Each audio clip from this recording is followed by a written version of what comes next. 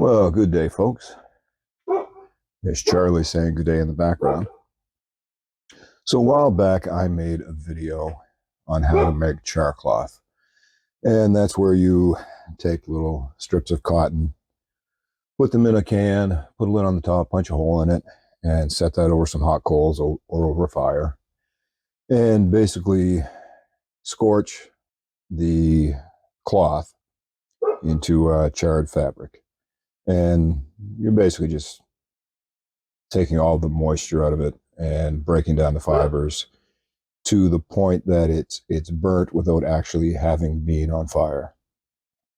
And that's great for taking a spark from a flint and steel or a ferro rod or something like that. You know, what if you found yourself out in the woods and you had a camp set up and you ran out of things like charcloth and you need to make some more, but all you had was a clothes on your back and you didn't want to cut your clothes up, or maybe they're polyester or nylon or something that you can't use. What are some natural materials you might find out there?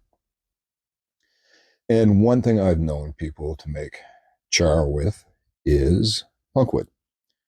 And punkwood is basically dry rot, wood that's dry rotted. There's wet rot too, which looks similar, but it's full of moisture. The dry rot is much better. So here we have a big chunk of punkwood I picked up in the woods. And you can see it's very rotted looking, but it is dry, very light, no moisture in it. You can see where some bugs have been at it, but it is very porous, spongy material. And you can squeeze it and it kind of comes back to form. So I thought we'd experiment and try that.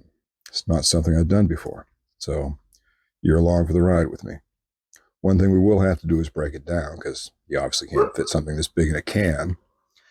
And when making char, you want thinner material. If the material is too thick, the outside's going to char, but the inside isn't going to. So we're going to break this down into some smaller pieces. So we'll pause for a minute while I do that, and then we'll proceed to the next step. Okay, so I've shaved off a few larger pieces here, simply just by taking my knife and shaving them off as thin as I could. Now what we'll do is we will place them in our can, which I have set over here. So just a tin can, hole in the top. So our pieces are fairly thin. I don't know if I've cut them thin enough, but this is an experiment, so we're going to find out.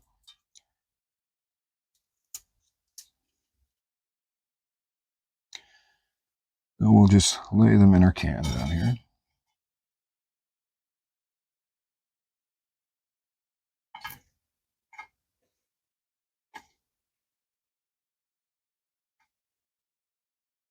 And then we will seal the top of our can. Now the next step is to get a fire going. Alrighty, so what I've got here is some of the leftovers when I was processing fat wood the other day. So hopefully that'll get us a good little fire going. And I've got a little bit of ground up fat wood on the end here just to get us started.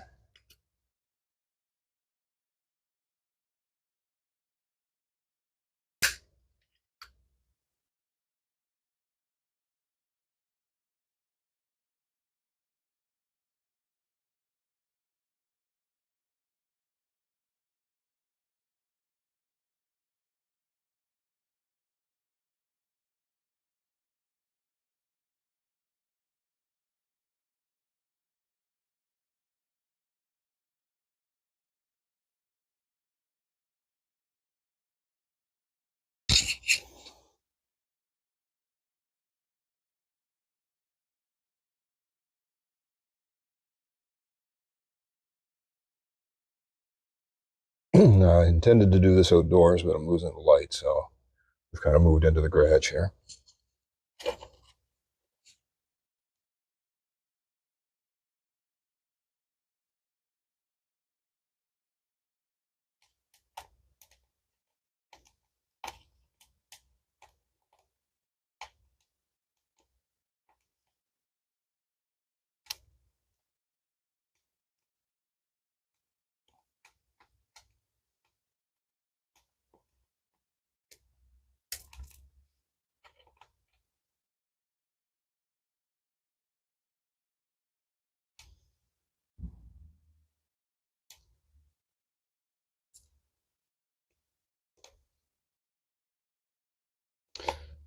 This is kind of like a little hobo jet stove.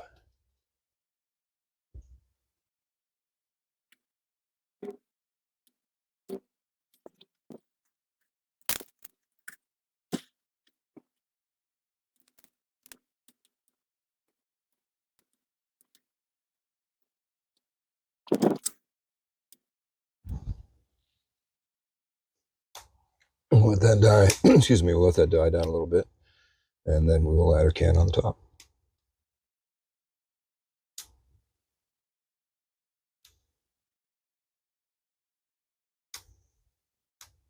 I'll add a little fire.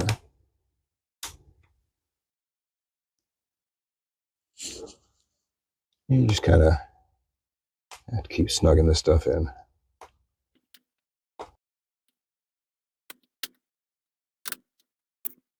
Maybe we'll pause for a minute while that dies down.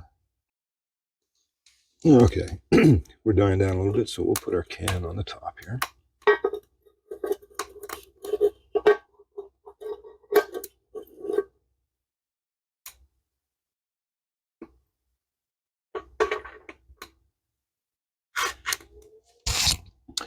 Now it's just a matter of maintaining the fire and letting it do its work.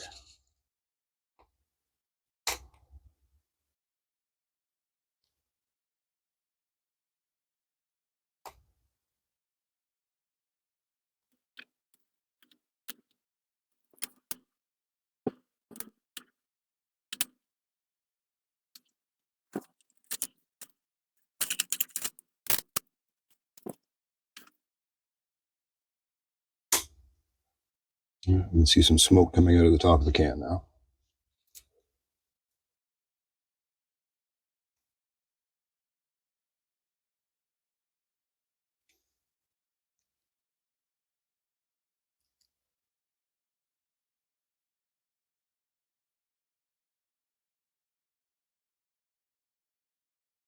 So that's all the gases venting off from the punk wood.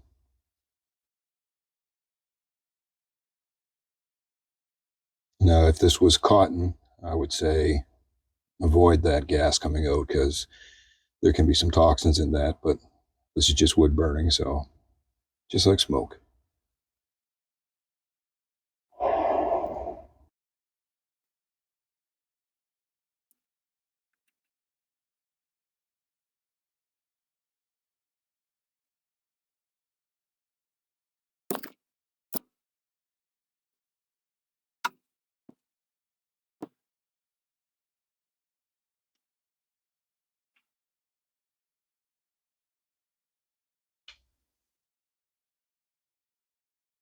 You basically let this go away until you see no more gas venting out of the hole in the top.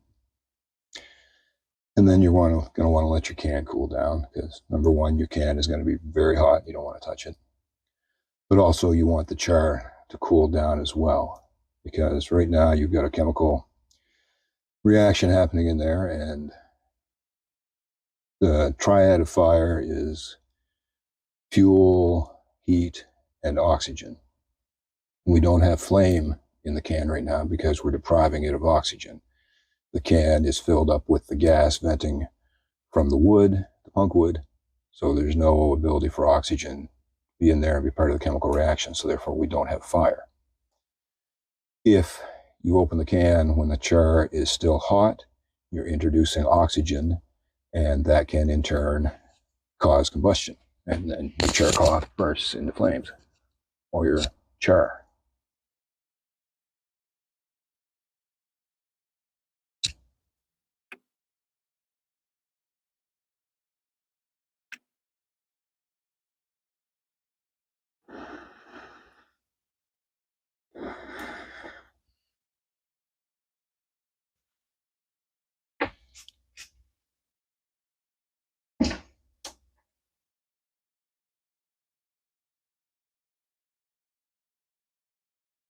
Now I'm letting it go a little long because I don't know with the thickness of the punk wood. It's my first time trying it with punk wood. I don't know if the thickness is going to make a difference or not. Well, it will make a difference. I just don't know if I have it thin enough. So I want to make sure to give it a good opportunity to char.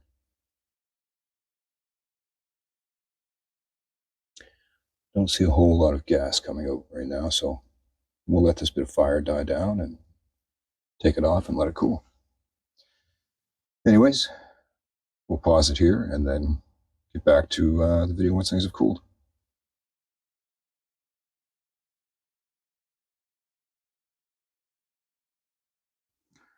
Okay, so our can is cooled off, so who's ready to see what we got?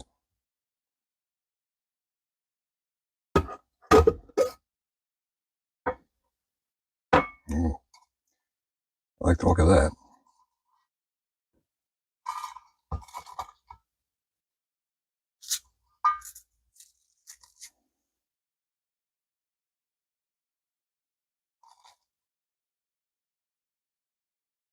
Looks like a good piece to try right there.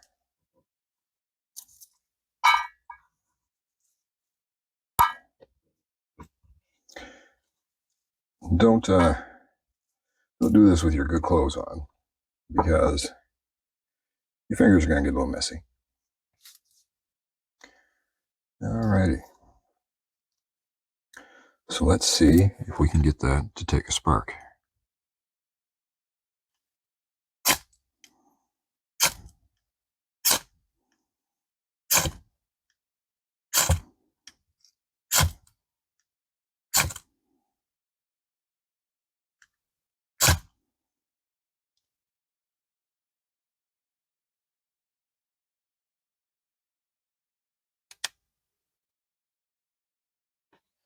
There we have it.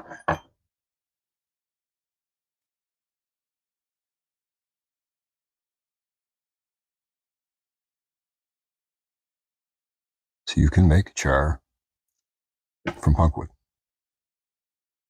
Just take that, drop it into your tinder bundle, your bird's nest, whatever you have, maybe some frayed up jute twine, throw a few breaths into it, and you should have fire.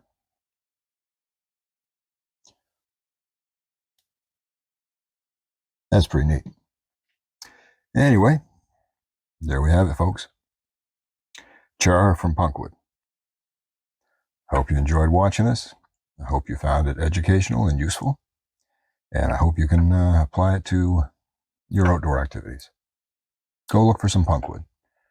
Preferably the dry rot punkwood, not the wet rot. But you could collect the wet rot, I suppose, and dry it out. But that's it. I hope you enjoyed, and we'll catch you on the next one. Y'all take care. Get out in the woods.